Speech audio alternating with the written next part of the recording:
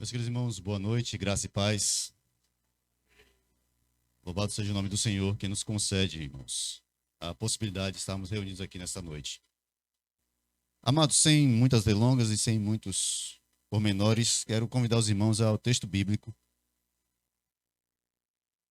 Mateus, capítulo de número 5, apenas o verso de número 6.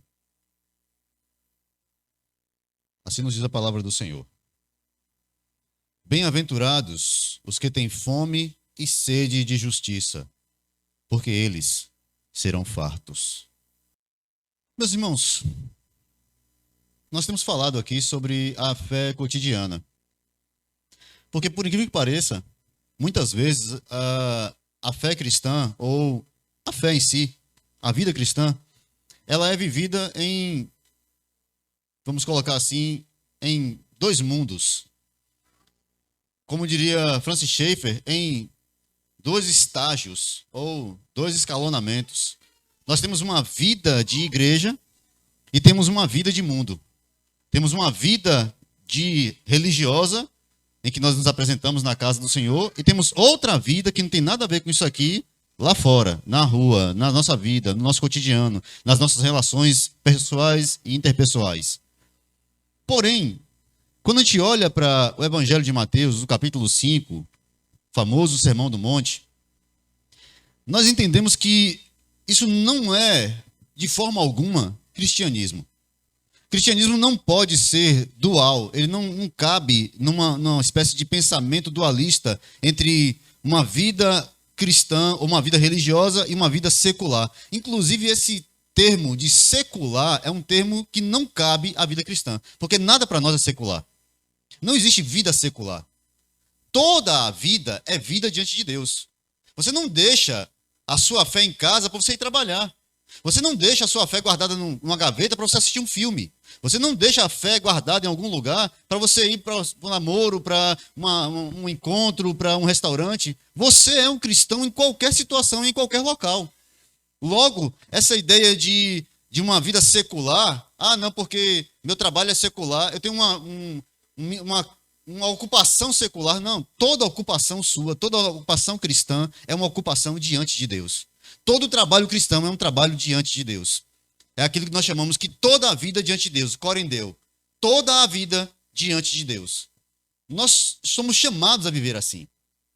E o Evangelho de Mateus, o capítulo 5, nesse sermão do monte, Jesus apresenta o que nós temos que ser de forma integral. E quando eu digo integral, irmãos, é porque aqui não é assim, sabe? Olha, você pode ser uma pessoa pobre de espírito, mas não ter exatamente mansidão. Você pode ser uma pessoa que é pacífica ou pacificadora, no termo que alguém pode pensar, mas você talvez não seja uma pessoa que tenha fome e sede de justiça. Não. Aqui não são características diferentes. Não é assim, olha, cada pessoa tem uma forma. Não. Isso aqui são as características de uma pessoa. É como o fruto do Espírito. Ele não vem separado. É o fruto do Espírito. Se o Espírito habita no homem, esse fruto se manifesta no homem. Independente de, não, porque eu tenho um, mas não tenho outro. Não, todos se manifestam na vida do homem, da mulher que serve ao Senhor. Sendo assim, quando a gente olha para esse verso de número 6, Jesus falando sobre aqueles que são felizes, completamente felizes, ele já disse que, primeiro, que felizes são os pobres de espírito. Nós entendemos aqui, são aqueles que não têm coisa alguma para apresentar diante do Senhor, que se chegam a Deus como miseráveis, como mendigos. Depois eles choram. Por que eles choram? Porque eles não têm nada para apresentar diante de Deus e choram por sua miséria, por seus pecados, por sua incapacidade. Depois esses aqui, então, eles são mansos. E por que eles são mansos? Porque eles entendem que a ira que viria sobre eles foi retirada logo, agora. Eles não têm mais o espírito de vingança foi tirado deles, porque eles também deveriam sofrer a vingança de Deus. No entanto, foram alvos da graça. Sendo assim, como imitadores de Cristo, eles também devem manifestar esta graça diante dos homens. E agora, o Senhor nos chama a apresentar ou a sermos famintos e sedentos por justiça. E aqui nós temos um problema. Porque, infelizmente, nós somos carregados de muitas informações. E como eu já disse aqui várias vezes, ninguém tem ideia própria. Você sempre vai partir de uma ideia anterior, você sempre vai partir de um conceito, de um pensamento, de uma filosofia e a partir dela você constrói o que você acredita ou não, o que pensa ou não. Você sempre vai ter pressupostos, sempre. E aqui também, muitas vezes, olhando para esse texto, naturalmente nós olhamos para essas palavras, sede, fome e justiça, e imediatamente ligamos isso a questões sociais. E não tem nada a ver aqui. Absolutamente nada a ver com questão social. Jesus em nenhum momento aqui está falando de justiça social. Nenhum momento. A questão aqui não é tratada com relação nem a pobres, nem aos que choram, nem aos mansos. Nada aqui tem a ver com uma questão social, ou com uma questão política, ou com uma questão ideológica. Nada. Aqui há uma questão de caráter cristão. Caráter do homem nascido de novo. E esse caráter desse homem nascido de novo passa por uma questão básica, que é ter fome e sede de justiça. Quem é o homem faminto e sedento de justiça? Como pode um homem, como pode alguém ter fome e sede de justiça? O que provoca nele fome e sede de justiça? Portanto, talvez a gente possa começar aqui olhando para os próprios exemplos que o Senhor Jesus dá. Na multiplicação dos pães, haviam ali pessoas que estavam há muito tempo seguindo o Senhor Jesus no deserto. Os próprios escritores, tanto Marcos quanto Mateus, colocam que era um deserto e não havia nenhuma possibilidade de que aquelas pessoas fossem a qualquer lugar buscar um alimento. E Jesus então diz, olha, dê a eles o pão vocês. E aí muita gente pensa assim, olha, foi Jesus que falou, nós precisamos alimentar essas pessoas. Mas a proposta não era essa, a intenção não era só essa. Ali estava sendo preparado a manifestação da glória de Deus. De um Senhor, de um Jesus que tem autoridade, poder sobre todas as coisas. Que com 5 pães e 2 peixes alimentam a multidão, que só de homens haviam 5.000. Só de homens, não contaram ali mulheres, crianças, não são contados. Logo, 5.000 pessoas, muito mais do que isso. 5 pães, 2 peixes. Ali não está falando de alimentar, ali está falando do poder de Cristo em satisfazer. O poder de Cristo, o poder de Deus em manifestar a sua autoridade sobre todas as coisas. Quando nós olhamos para o texto bíblico, a gente precisa entender que aqui não é uma manifestação apenas, ou não é uma descrição somente, como eu posso dizer, de regras de vida.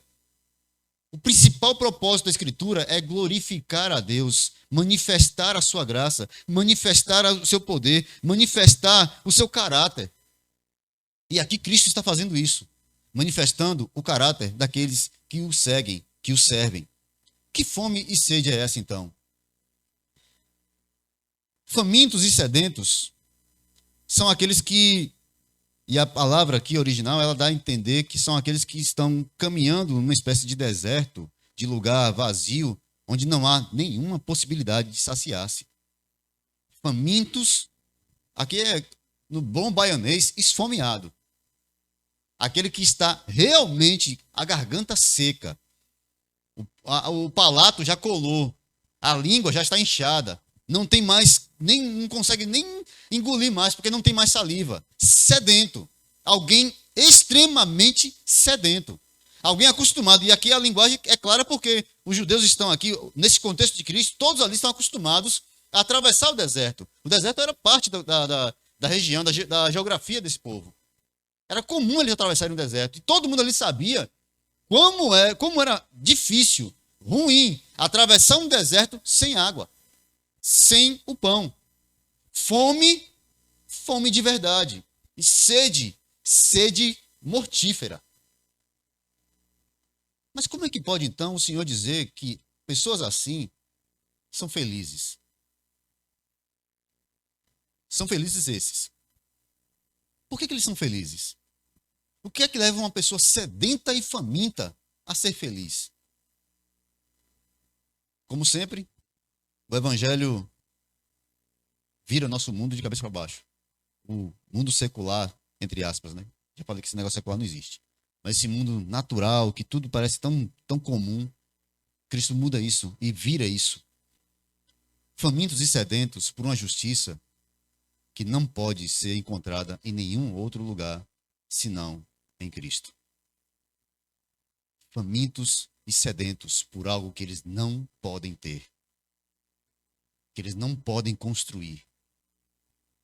Talvez alguém faminto possa dizer, não, nós aqui, na nossa cultura, na nossa formação ou nosso contexto social, deu fome, o que é que você faz? iFood. E fiz propaganda, ó, de graça. Deu fome, deu sede, você vai falar, não, vai ali, toma uma água, compra um negócio. Você se satisfaz de alguma forma, você corre, você consegue. Mas em contextos onde você não tem essa possibilidade, o que você faz? Onde é uma pessoa que está passando fome, fome de verdade. Sabe aquela fome de você não ter nada para comer de manhã, meio-dia, à noite, nada, absolutamente nada. Ou tentar ali se satisfazer com qualquer coisa que chegar. Não sei exatamente, mas alguns dizem que a cultura oriental de se alimentar de insetos surgiu nos milênios passados justamente pela falta de alimento. Então, os orientais passaram a ter como fonte de proteína insetos. E até hoje eles comem esse negócio. Mas é uma forma de saciar essa fome. Porém, o que Jesus apresenta aqui não pode ser saciado por nós. Somos colocados em uma situação em que não temos condição alguma de alcançar o que precisamos. Por nossos próprios esforços, jamais faremos isso. Fome e sede. Famintos e sedentos. Desejosos, desesperados de uma justiça. Mas o que é justiça, irmãos? A pergunta que precisa ser feita hoje talvez seja: o que é justo? O que é ser justo? Porque um conceito talvez mais humanista seria, não, uma pessoa justa é uma pessoa que sempre faz o que é correto, sempre faz o bem, faz aquilo que é da sua obrigação, cumpre os seus propósitos, compromissos, faz as coisas de maneira correta, né? Não enrola ninguém, né? Não mente para ninguém, é uma pessoa justa, é uma pessoa correta. Mas os padrões bíblicos não são só esses, não. No livro de Mateus, mesmo Mateus, capítulo 5, mesmo texto, verso de número 20, Jesus fala com os discípulos a respeito da lei do Senhor. E aí no verso 20 ele vai dizer assim, olha, eu vos digo que se a vossa justiça não exceder a dos escribas e fariseus, de modo nenhum vocês entrarão no reino dos céus. Mas, gente, ninguém, humanamente falando, era mais justo, mais religioso, mais correto do que escribas e fariseus. Os fariseus eram tão caxias com relação ao cumprimento das regras que eles criaram outras regras para nortear as regras que eles já tinham feito. Os caras tinham regra para cumprir a regra que foi dada a regra, entendeu? Não, né? Nem eu. Mas é assim. Eles têm regras sobre regras. É para que nada escapasse. Ninguém escapasse. Coisa alguma, nenhum detalhe. Olha, você deve lavar as mãos. Mas com que água?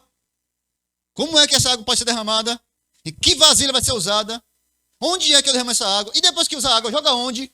Sabe essas coisinhas? Esses detalhes? Eles eram preocupados com isso. E eles davam ar de santidade a isso. Eles eram tão preocupados com o aspecto da lei e do cumprimento da lei, que eles excediam aquilo que estava na própria lei. Por isso o próprio Jesus diz, olha, façam tudo o que eles falam, deem ouvidos, sigam o que eles ensinam, mas não façam o que eles fazem, porque eles nem sequer com o dedinho querem empurrar o peso que eles mesmos levantam ou colocam sobre os outros. Havia peso sobre peso. Eles achavam que isso é ser justo. Eles tentavam, por todos os meios, agradar a Deus. Ser reto, ser justo, ser correto. De maneira que não tivesse qualquer tipo de acusação diante do Senhor. Lembra do fariseu que vai lá para orar diante de Deus? Ele se auto-justifica. Por que ele se auto-justifica? Porque ele é severo. Ele é extremamente severo com relação a todas as regras. Senhor, tu bem sabes que eu não sou como esse publicano. Eu oro 3 vezes ao dia, eu jejum constantemente, dou dízimo de tudo. Há um livro chamado Crucificando a Moralidade, R.W. Glenn. Ele trata justamente sobre esse aspecto que nós temos muitas vezes de tentar colocar as coisas que nós fazemos de bom aos nossos olhos como uma justificativa diante de Deus. Tem alguns aí, inclusive, que falam que podem se apresentar diante de Deus de igual para igual, né? Porque, afinal de contas, ele já está num aspecto de santidade. Ele é justo, ele é correto, ele faz todas as coisas que a regra manda fazer. Mas olha só, Jesus fala assim, tá bom, você é justo, ok, você é correto, muito bom. Mas se você não exceder a isso, você não entra no céu. É mais. Tem que ser muito mais do que isso. Mas, Senhor, vamos lá para o jovem rico, né? Senhor, o que eu devo fazer para herdar a vida eterna? Então, se Jesus chamar ele e fala, você conhece os mandamentos? Você obedece? Sim, Senhor. Não matarás, não furtarás, não cometerás adultério, honra teu pai e tua mãe. Cumpro todos eles desde criança. Eu fui criado na igreja, né? Filho de crente, crentinho. Tá lá, desde criança, desde pequenininho, criado na igreja. Cumpro tudo isso, Senhor. Bom, agora para ser perfeito. Para ser perfeito. Vá, venda tudo que você tem, dê aos pobres, venha e me siga. E você terá um tesouro no céu. Triste, ele dá as costas e vai embora, porque aquela regra lá, aquele negócio não estava fora do arcabouço dele. Ele queria fazer coisas que não exigissem nenhum tipo de sacrifício pessoal. Ele não queria morrer. Ele não queria abraçar a cruz. Ele não estava disposto a ser um mero discípulo de um mestre da Galileia. Ele queria apenas justificativas para entrar no céu. Estou quase pronto. O que é que falta agora, Senhor? Estou cumprindo todas as regras. E aí, falta o que agora? E ele começa o discurso, inclusive, dizendo, bom mestre. Porque ele se achava bom, então ele se apresenta diante do Senhor também como bom. Então, somos bons. Já que nós somos bons, como é que a gente faz para entrar no céu? O que é que eu tenho que fazer agora para entrar no céu? Essa justiça própria, essa justiça ilusória de cumprir regras, de não faço, não toco, não pego, não isso, não aquilo outro, apenas como se fosse isso e somente isso que eu preciso fazer, de forma alguma pode agradar a Deus. A justiça de Deus é muito maior do que isso. Há um aspecto forense, quando a gente fala forense, é um aspecto da punibilidade do pecado. Deus pune o pecado. Deus nunca, absolutamente nunca, deixa o pecado passar. Nunca. O pecado nunca passará em branco. Nunca. Deus sempre pune. Sempre. Absolutamente todas as vezes. Sempre. Ah, mas ele nunca puniu fulano. Não é, a questão não é agora, não. Haverá o tempo. Virá o dia. Chegará o momento que todos, absolutamente todos, estarão diante do juiz e lá receberão a justa punição. Todos. Todo pecado será punido. Todo pecado receberá a recompensa do pecado, porque o salário do pecado é a morte. Todo pecado será punido, mas esse pecado que está sobre o homem, o próprio Deus que chama o homem para fugir do pecado, também o chama para viver em perfeição. Não é pecado grave, qualquer pecado. Veja, o padrão de Deus é um padrão muito mais elevado do que apenas não faça, não pegue. Olha, isso aqui não pode. A lei foi dada aos homens, foi dada a nós, nos mostrando a incapacidade, a impossibilidade de alcançarmos justiça por nós mesmos. E quando a gente olha então para isso, o primeiro ato, a primeira coisa que deveria acontecer conosco é desespero. Por que desespero? tenho para onde correr. Eu não tenho para onde fugir. A espada de Deus permanece sobre a cabeça do pecador continuamente, não sai de lá, permanentemente. Ela vai cair uma hora. E eu não tenho nada o que fazer. O pecador tem que pensar dessa forma. Então, nesse desespero, ele se volta. E agora, o que é que eu faço? Agora surge nele, diante daquele que lhe oferece graça, surge nele essa verdadeira fome e sede de justiça. A justiça que ele não pode alcançar, mas ele precisa dela. Ele quer ela. Uma justificação. E como alcançar essa justificação? Paulo responde: sendo, pois, justificados pela fé, temos paz com Deus. A espada é retirada. A condenação é anulada. Em Cristo Jesus. É dessa justiça que Jesus está falando. São bem-aventurados, são felizes os que têm fome e sede da justiça de Deus. A justiça que cai sobre o próprio Cristo. Aquele que está justificando os pecadores, ele mesmo diz: tenho fome e sede dessa justiça que eu ofereço a vocês. Eu sou a justiça que vocês precisam. Eu sou a única justiça que vocês precisam e terão.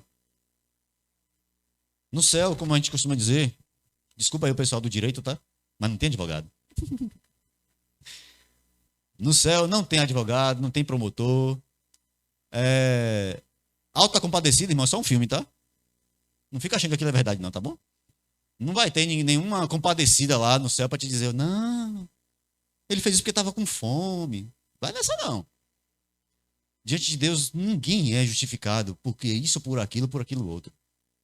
Todos pecaram e expulsos foram da glória de Deus, sendo justificados gratuitamente em Cristo Jesus. Ninguém se justifica. Ninguém constrói justiça própria. Ninguém se apresenta de Deus com santidade pessoal própria, minha. Eu sou santo, Senhor. Eu sou bom. Só precisa me receber porque eu sou bom. Só precisa me aceitar porque eu sou bom. Não. Voltando ao fariseu que estava orando, que se justifica diante de Deus e diz: eu sou perfeito, eu oro, eu jejuo, eu dou dízimo de tudo. O publicano, o pecador, ou o homem que não estava naquele meio, não ousa sequer entrar, nem levantar a cabeça. E batendo no peito diz: tem misericórdia de mim, Senhor. Tem misericórdia de mim. É essa fome e sede de alguém que não tem a quem recorrer. De uma justiça que não é humana. Porque a justiça humana é corrupta. Toda justiça humana é corrupta. Onde o homem bota a mão, corrompe. Onde o homem bota a mão, apodrece. Tudo que o homem toca, apodrece. O homem é o contrário de Midas, né? Midas era aquele rei que tinha o toque de ouro, que foi uma maldição, né? Tudo que tocava virava ouro. O homem tem o dom contrário. Tudo que ele toca, destrói. Apodrece. É um toque de destruição, de apodrecimento. Tudo que ele toca é contaminado com o pecado que está nele. De uma natureza corrupta. E ninguém pode livrá-lo disso. Por isso ele precisa desesperar-se diante do Senhor e dizer: miserável homem que eu sou, quem me livrará desse corpo de morte? Quem pode me tirar desse estado de pecado? Quem pode me arrancar desse estado de miséria em que eu me coloquei, em que eu nasci? Como Davi ora: eu fui concebido em pecado, e em pecado me concebeu minha mãe. Sou pecador, nasci pecador. Eu não sou pecador porque eu cometo pecado, eu cometo pecado porque essa é a minha natureza pecadora. A natureza humana é uma natureza corrupta, e ela ama a corrupção, e ela abraça a corrupção, e ela deseja com todas as forças a corrupção. Observe, irmãos. Tire a regra, 1 minuto. Crie uma anarquia de um dia.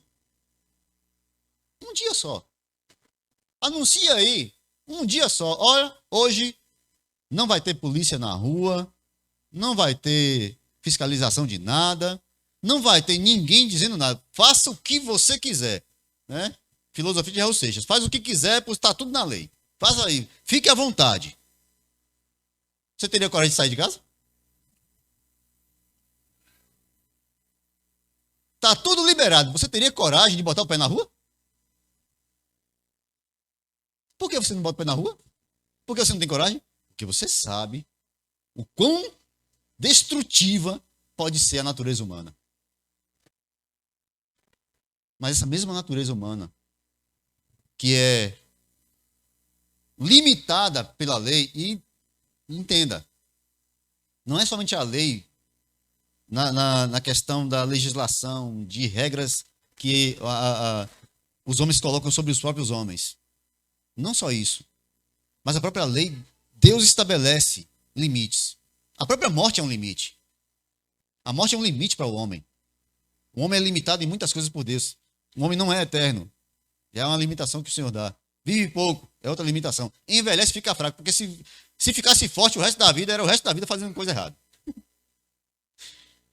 Se vivesse 500 anos fortão, bonitão, era 500 anos pecando. Deus limita o homem e estabelece o máximo que ele pode chegar por causa dessa natureza corrupta. Então, como posso, então, olhar para esse texto e ter esperança nele? Se são felizes os que têm fome e sede de justiça, porque essa justiça não pode ser alcançada.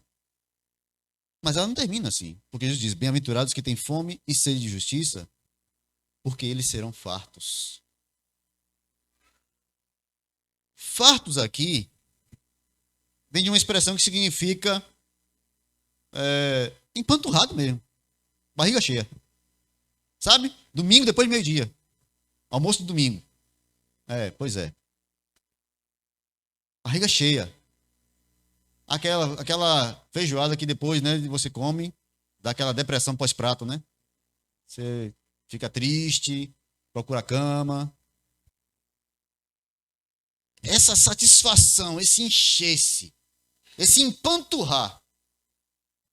Bem-aventurados que têm fome e sede, porque serão fartos. Note, ele não está dizendo aqui, vocês terão uma amostra. Vocês terão, sabe aquela comida de restaurante famoso? Bota um negócio assim no meio do prato, suja o prato no meio lá e você paga R$ 500? Não, não é esse não.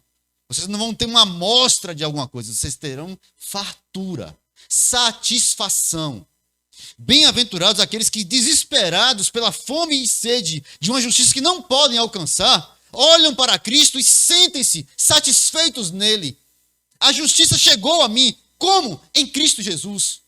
Satisfação na cruz de Cristo. Satisfação no amor de Deus que manda o seu Filho em resgate de pecadores. Satisfação plena, absoluta, completa. Satisfação total. Não há mais pecado, não há mais condenação, não há mais a cédula de condenação que era contra nós, pois ela foi arrancada e cravada na cruz. Satisfação.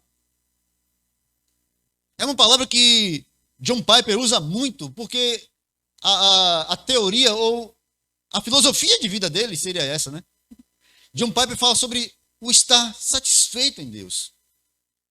Até o próprio projeto, a própria instituição que ele desenvolveu, que ele fundou, Desiring God, é desejo de Deus, é vontade, é aspirar por Deus, desejar a Ele. Um dos livros que ele escreve, Deus é o Evangelho, ele aponta para isso, como ele sendo o máximo, aquilo que é mais precioso. Não as coisas, as dádivas, mas ele mesmo. A satisfação da justiça que nós alcançamos em Deus, não em nós, no Senhor, não nas nossas obras, no sacrifício perfeito de Cristo, não na nossa tentativa de construir uma escada que não vai para lugar nenhum, numa tentativa frustrante, continuamente frustrante, de construir uma imagem que não é a verdadeira. Por quê? Porque a justificação pela fé vem sobre aqueles que, mortos em Cristo Jesus, ressuscitam com Ele. Não sou mais eu que vivo. Cristo é quem vive em mim. Essa é não só uma palavra, mas essa é a forma absoluta que o Evangelho aponta. Fartura em Cristo. É interessante que no Evangelho de Lucas, capítulo 23, verso de número 40 e 41, você vê Jesus na cruz e dois homens sendo crucificados ali com ele, dois ladrões. Primeira coisa, primeiro aspecto que chama a atenção nesse texto. O texto chama os dois de ladrões. Né? O politicamente correto de hoje não permite não, né? Parecem os dois condenados, os dois suspeitos. O cara tá lá filmando, matando a pessoa, ele é suspeito. Os dois ladrões, a Bíblia apresenta a eles, aponta a eles, tanto Lucas quanto Mateus quanto João, ladrões. Os dois ladrões estão lá, crucificados ao lado de Cristo. Passa o dia, a agonia da cruz está sendo grande. Os três estão sofrendo. Os três estão sofrendo as agonias da cruz. Asfixia, dor, ansiedade, tudo é fome, sede, tudo ali está a dor do espancamento da noite anterior. Está tudo vindo sobre eles ali agora. Eles sofrem com tudo isso. Os três estão sofrendo. Um que está do lado diz assim: você não é o Cristo? Não é você que é o tal do Cristo? Então, se salva, ué. E salva nós também. Aspecto número 1 do não perceber a justiça que há em Cristo. O que ele precisava ali, o que ele queria ali, não era Cristo. Era a liberdade dele. Ele estava desejando que o Senhor usasse o poder dele para lhe satisfazer. A satisfação dele não era no Senhor, era ele mesmo. Não há um aspecto ali de amor por Cristo. Ele não olha para Cristo e vê a sua graça. Ele está apenas olhando para alguém que pode satisfazer a sua necessidade. Qual é a necessidade dele agora? Encerrar o sofrimento. E aquele homem, ele deve ter visto várias vezes curando enfermos, dando vista aos cegos, ressuscitando Lázaro 4 dias depois. Esse homem tem poder de descer dessa cruz, não é possível. Tu não é o Cristo? Desce desta cruz, salva-te a ti mesmo e a nós também. É um aspecto que muitas vezes está no coração do homem que não tem sede e fome de justiça. Ao mesmo tempo, no mesmo lugar, tem outro. O do lado esquerdo? Não, o da direita. O da direita, né? O do lado direito lá, ele olha para o Senhor e ele não tem qualquer tipo de pensamento com relação a ele mesmo. Ele olha para o Senhor e ele agora repreende o outro ladrão. E ele diz: olha, você, nem estando na mesma situação, né, não cai a ficha, não se converte. Você nem estando na mesma situação se compadece. Nem vendo Jesus, nem olhando para ele, você compreende a miséria da sua vida. Nós estamos aqui, olha a observação. Um disse: desce da cruz e nos salva. Ele queria ficar livre da condenação. O outro diz: nós estamos aqui porque merecemos. Nós precisamos aqui voltar ao aspecto primeiro dessa Sermão do Monte. Bem-aventurados os que mendigam, os pobres de espírito. São felizes aqueles que não têm nenhuma justificativa diante de Deus. Nós estamos aqui porque merecemos. Meu irmão, se tem uma coisa difícil hoje em dia, é uma pessoa reconhecer que está errado. Se tem um negócio complicado hoje, é reconhecer o próprio pecado. A gente é mestre em achar cisco no fundo do mar. Mas se tiver uma pedra gigante do tamanho do curral novo na nossa cabeça, a gente não enxerga. A gente consegue ver com exatidão, sabe? É quase um olhar microscópico sobre a vida de qualquer pessoa com relação ao seu pecado. Mas a gente não consegue admitir que nós mesmos estamos errados. Todo mundo tem uma possibilidade de fazer aqueles levantamentos, avaliações sobre a vida alheia. A gente sempre tem uma opinião sobre fulano, ciclano, beltrano. Mas como é que eu me vejo? Como é que eu olho para mim e enxergo a minha própria natureza corrupta? Quando foi a última vez que eu me coloquei diante do Senhor e disse: Senhor, como é que o Senhor consegue amar um traste como eu?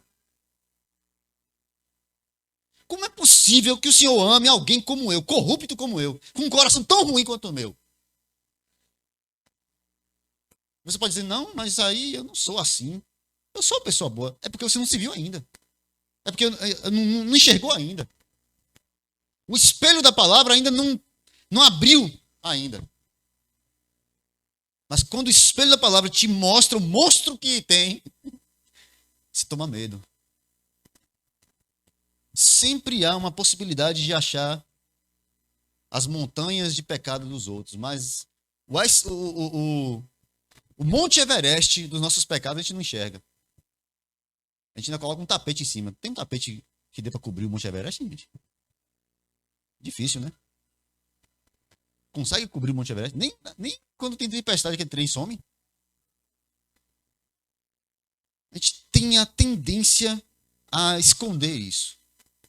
O ladrão, olhando para o outro, diz: nós estamos aqui porque nós merecemos.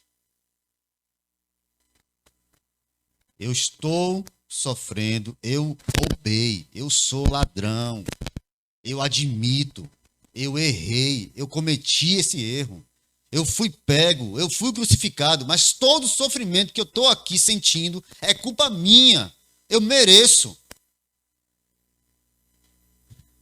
Mas ele não merece isso.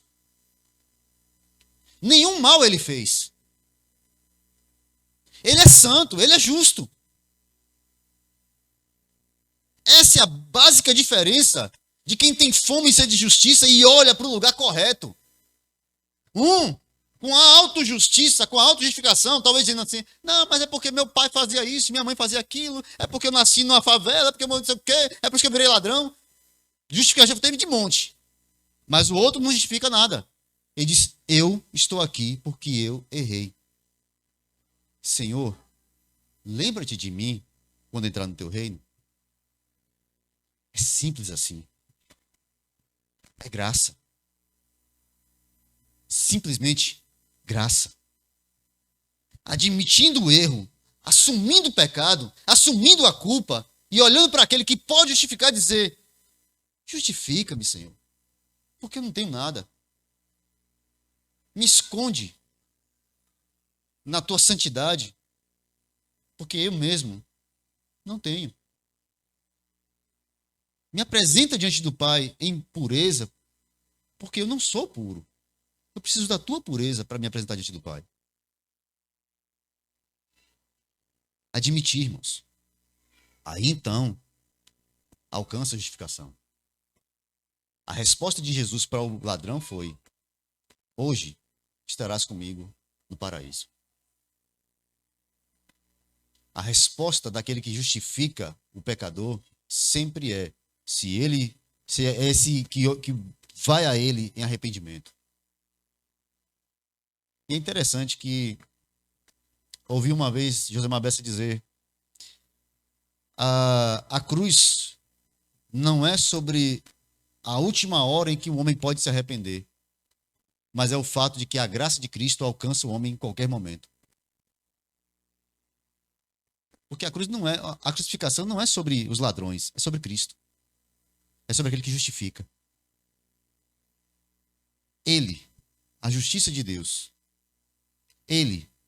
Os dois ali estavam sendo condenados pelos homens, mas Jesus, A justiça que caiu sobre os dois ladrões era a justiça humana.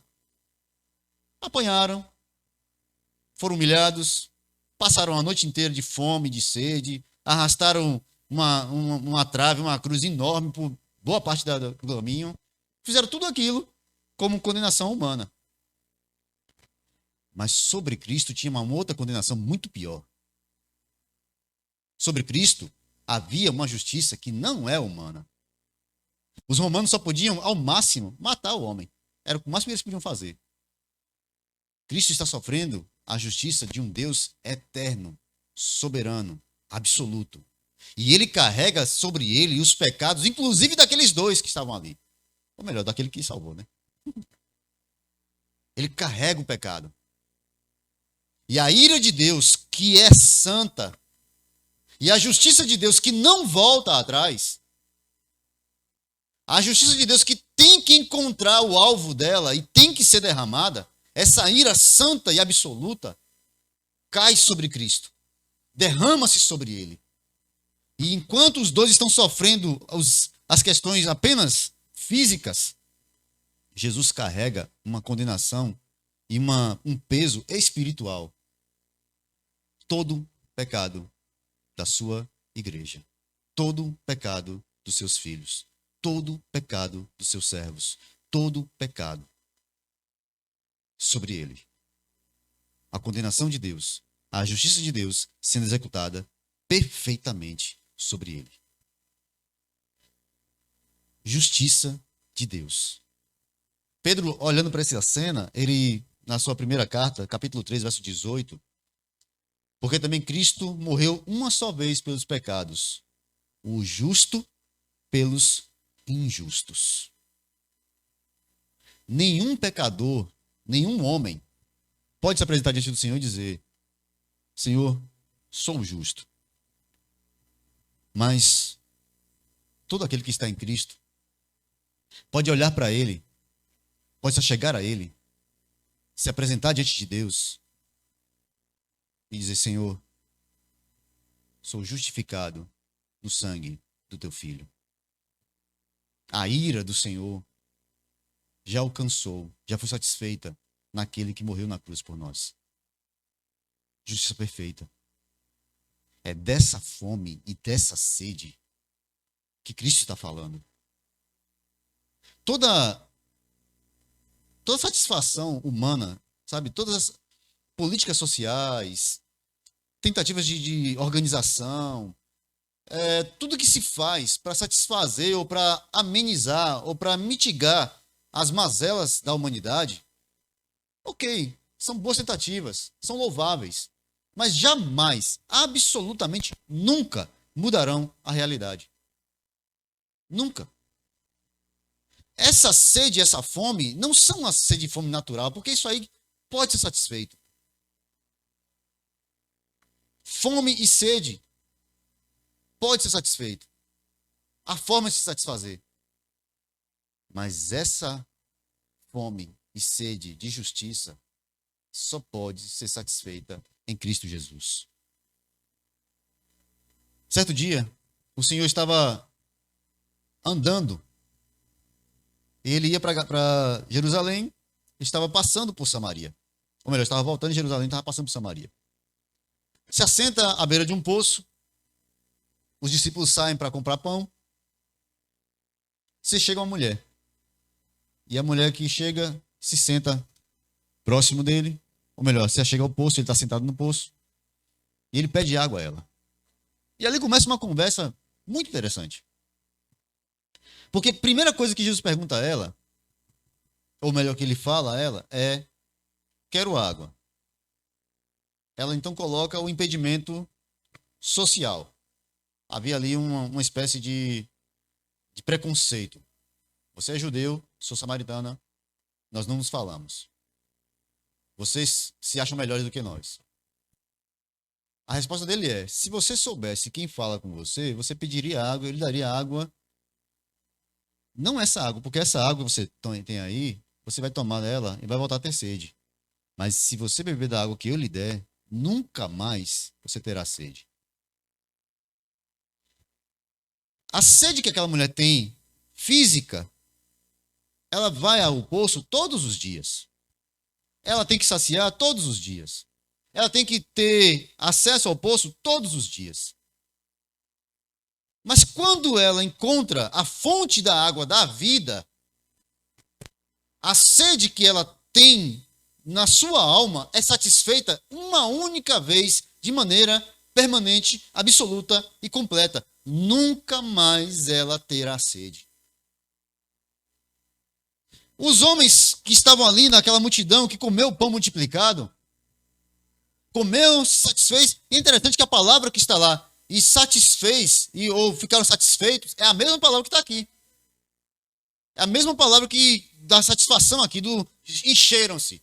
Comeu tanto que sobrou pão e ninguém quis mais. Encheram-se, fartaram-se. Mas depois, passado aquele dia, Jesus atravessa o mar da Galileia, vai para o outro lado, aquela multidão, vendo que Jesus tinha saído, corre atrás dele, vai lá, Senhor, chegou aqui que horas, a gente não viu e tal. Fala, olha, vocês vieram atrás de mim porque comeram. Trabalhem pelo pão, mas não que perece. A fome pode ser um negócio difícil, doloroso. Ninguém está dizendo que é bom, porque é fácil. Mas a fome de justiça em Cristo, a fome da justiça de Deus, só pode ser saciada pelo pão que desceu do céu. Pelo pão que é o pão da vida. O pão vivo que Deus mesmo deu ao homem. Esse satisfaz completamente a fome dessa alma. Cristo é uma fonte de águas para aqueles que têm sede da justiça de Deus. Cristo é o pão vivo que desceu do céu para alimentar a alma daqueles que têm fome de Deus.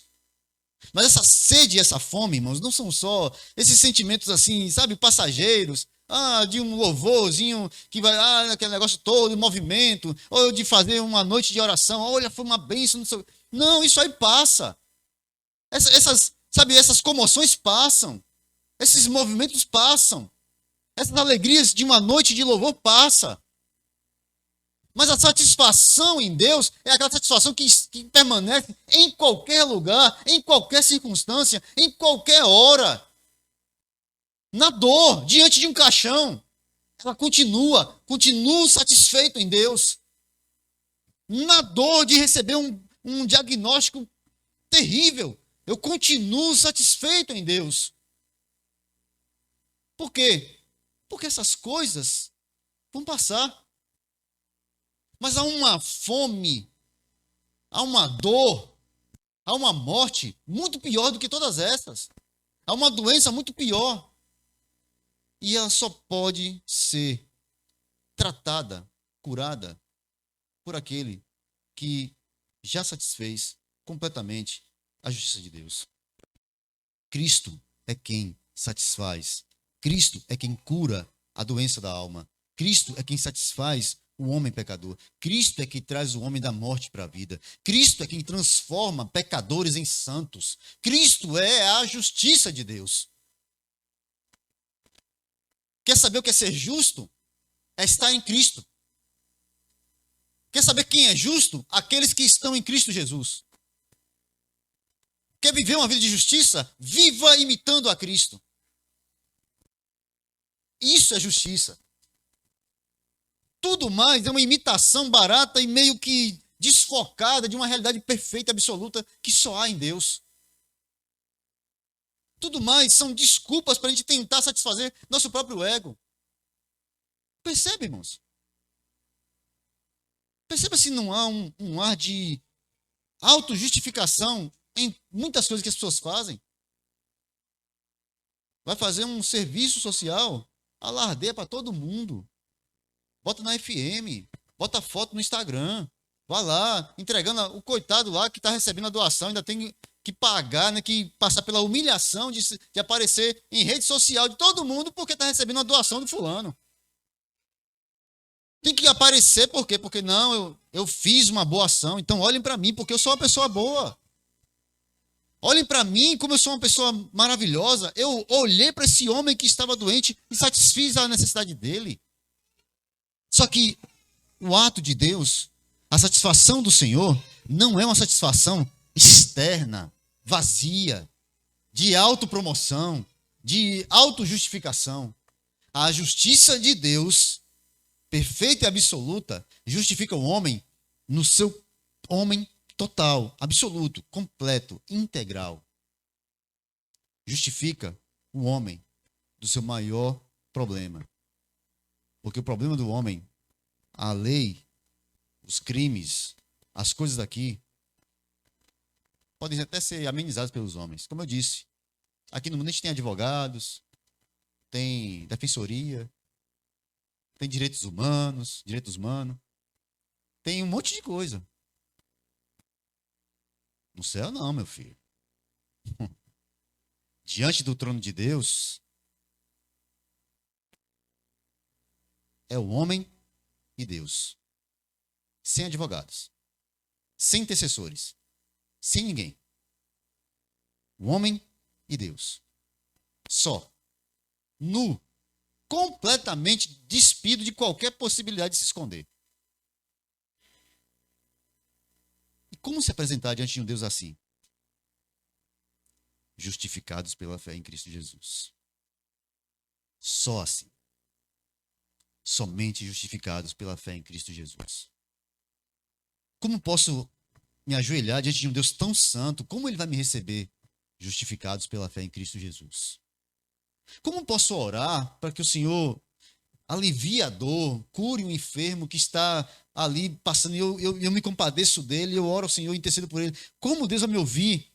Porque fui justificado pela fé que há em Cristo Jesus. É em nome de Jesus, meu irmão. É no nome santo do Senhor Jesus. É na graça que há em Cristo Jesus, no poder que há no nome de Cristo Jesus.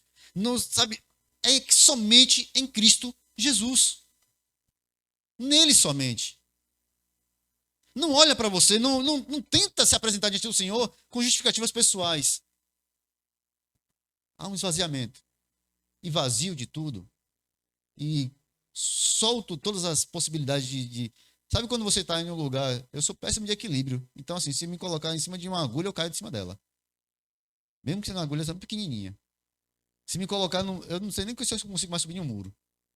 Estou muito ruim de equilíbrio. Acho que é a idade chegando. Quando você chega a esse ponto de você não conseguir se segurar em nada, sabe? Não tem apoio nenhum. Nada que te segure. Já tentou ficar em pé em cima de uma bola? Pois é. Você não tem onde se apoiar. Você sabe que a única coisa que vai te segurar é o chão. Diante de Deus, o pecador está assim, solto. Não tem nada para segurar ele. Não tem nada para ele se apoiar. Não tem nada. Não há justiça, não há retidão, não há santidade, não há pureza. Nada nele. Ele é só um pecador. É assim que Deus o vê, o tempo todo. Ah, mas eu faço boas obras. Não importa, suas obras estão manchadas do pecado. Ah, mas eu amo as pessoas. Não, você não ama. Porque pecadores não amam. Só quem ama é aquele que conheceu o amor de Deus que está em Cristo Jesus. Só assim pode amar. Nós temos a possibilidade. Nós temos a inteireza. É preciso ter a compreensão completa de que diante de Deus, sem nenhuma amarra, sem nada ao nosso redor, apenas como pecadores, nós somos chamados a viver para a glória de Deus, olhando somente para Ele, justificados somente em Cristo, seguros somente nele, nossa única boia, nosso único socorro, Cristo Jesus. Essa é a justiça de Deus, Jesus Cristo. Essa é a justificação de Deus para nós, Jesus Cristo. Sendo, pois, justificados pela fé, temos paz com Deus. Paz, irmãos. Quando a gente cumprimenta os irmãos com a graça e a paz do Senhor Jesus Cristo, não é só não é uma gíria, não, gente. Não é um cumprimento formal, não é uma obrigação sabe, como se fosse qualquer coisa, não. Pela graça sois salvos, mediante a fé. Isso não vem de vocês, é dom de Deus. Paz, justificados pela fé, temos paz com Deus. O Deus que nos concedeu graça é o Deus que pacificou que a nossa relação, inimigos de Deus pacificados em Cristo Jesus. Essa é a justiça de Deus. Na condenação de seu filho, para a justificação dos seus servos, dos seus santos. Por isso que você pode orar ao Senhor. Por isso que você pode falar do Senhor. Por isso que você pode cantar ao Senhor. Por isso que você pode se sentar nesses bancos e ouvir, e participar, e adorar a Deus. Porque fomos justificados em Cristo Jesus. Sede e fome de justiça. Felizes, completamente felizes, são aqueles que têm fome e sede de justiça, porque eles ficarão fartos, serão fartos, terão fartura, abundância, banquete. Isso é a graça de Deus. Isso é o amor de Cristo.